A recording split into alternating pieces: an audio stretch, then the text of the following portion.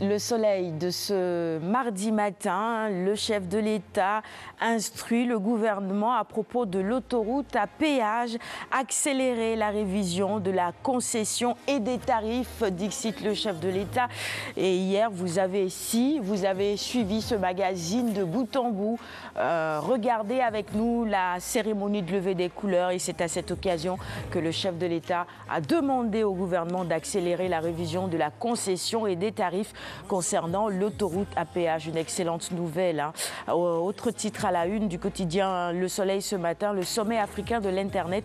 Les fournisseurs invités à baisser les coûts. C'est ce qu'on souhaite aussi, nous qui en sommes les utilisateurs. Les statistiques du travail en 2017, c'est 56 238 contrats visés, 9 043 emplois créés et 1 764 perdus. Le marché du médicament, la PNA pour l'allègement des procédures. Nous passons à la une du quotidien Enquête maintenant, qui nous propose ce titre qui concerne l'autoroute à péage, l'autoroute de tous les excès, selon Enquête ce matin.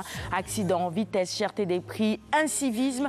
Il est temps de revoir tout cela. La cloche avec cette même actualité, le coût élevé du péage, les accidents sans fin. Macky veut freiner Sénac, titre La Cloche à sa une. Direct Info nous plonge dans la même actualité avec, vous le voyez à la une, la photo du chef de l'État. Le président Macky Sall décrète la fin du désordre en ce qui concerne l'autoroute à péage. Alors, vers une révision de la concession et des tarifs, les Sénégalais réclament une autoroute éclairée et sécurisée. Et je pense que l'État a entendu toutes ces doléances.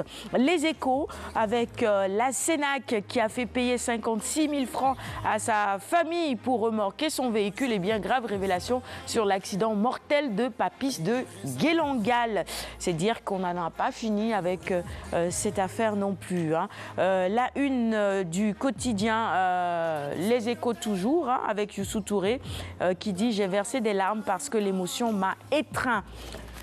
La Tribune, les usagers mettent Sénac dans un sac. Autoroute à péage de reprimande.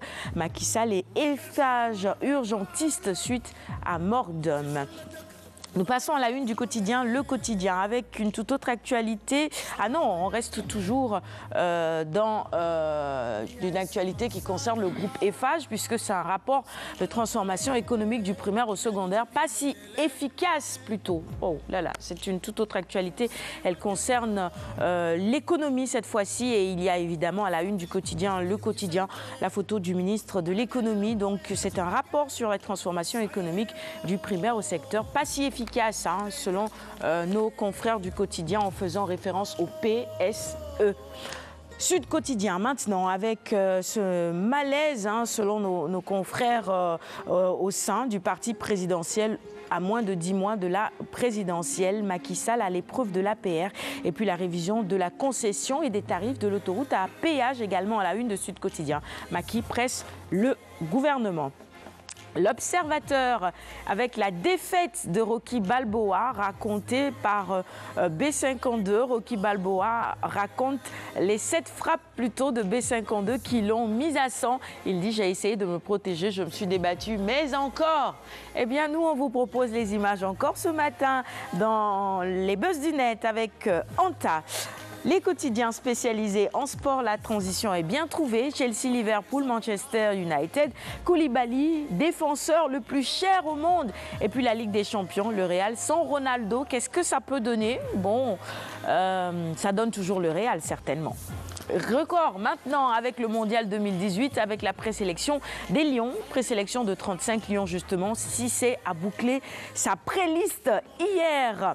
Nous poursuivons avant de terminer. Ah oui, on termine avec Souniou Lamb, quotidien spécialisé en lutte traditionnelle ce matin. Cette revue des titres, Balaguer 2, il dit 10 secondes me suffiront pour battre Modulo. Tafa a retrouvé son micro, attention. Monsieur Parcella Seni, supporter de Modulo. Dans les bons comme les mauvais moments, oui, bien mon cher Tafa. Je suis un des dignes représentants des Parcella Seni. Nous, on supporte à 100% Modulo. Et puis actuellement, on est en forme et on est confiant. D'accord. Donc les 10 secondes de Balaguer. Non, c'est pas possible. C'est plus possible. Balla Gaye n'est plus Balla Gaye. Ah oui? Ah ouais. Anta semble être d'accord avec toi. Attention aux déclarations d'avant arène, j'ai envie de dire, pas d'avant match. Bon, allez, Ama Baldé est formel. Il dit « Je suis le meilleur lutteur de l'arène ». Ama Baldé est-il le meilleur lutteur de l'arène? Professeur Sarr, je ne crois pas. Vous ne pensez pas? Aujourd'hui, Boy Niang émerge et il y a beaucoup d'autres jeunes qui sont autour. Monsieur Diop? Bon, c'est lui qui le dit, c'est ça? Oui, c'est lui qui le dit. Il est l'un des meilleurs et l'un des plus populaires aussi. D'accord, donc il aurait dû dire l'un des meilleurs et pas le. Vous connaissez la modestie légendaire de nos lutteurs. L'humilité, devrais-je dire, de nos lutteurs.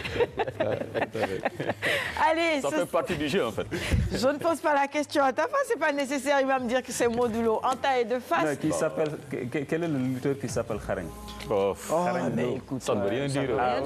C'est Bombardier, jusqu'à présent le roi des arènes. Au moins ça, on peut lui concéder ça. Oui, c'est le roi. C'est le roi. C'est le roi, mais bientôt on sera roi. Un Khareng qui a été terrassé en moins de 2 minutes par Balla Gaye, je rappelle. Hein. C'était en quelle année? On a